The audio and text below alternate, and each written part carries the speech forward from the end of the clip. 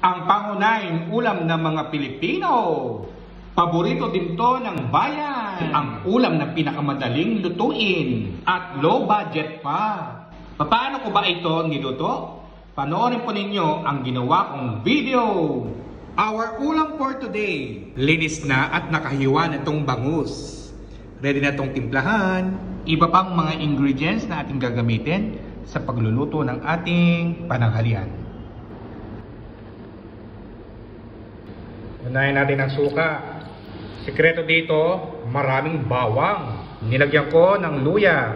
Sa tuwing ako po ay nagluluto ng ganito, wala akong kaliskis niyan ha. Lagyan natin ito ng sibuyas.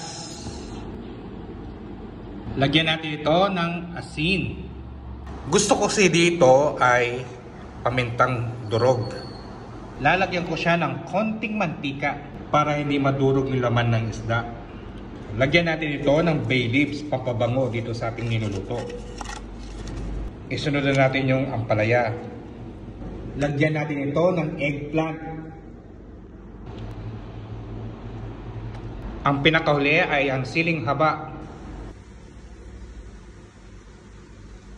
Lutuin natin ito for about 4 to 5 minutes.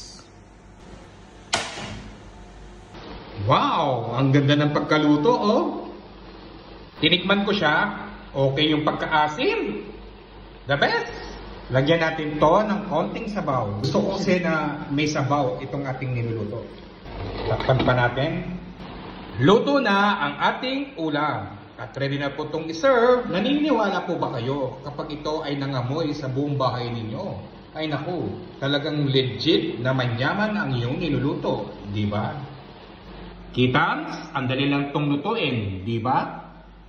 Saluhan po ninyo kung kumain itong aking pananghalian ko for today. Sana po nagustuhan ninyo itong ginawa kong vlog. Thank you for watching. Follow me more. And see ya. Ingat po kayo parate at enjoy lang. Bye!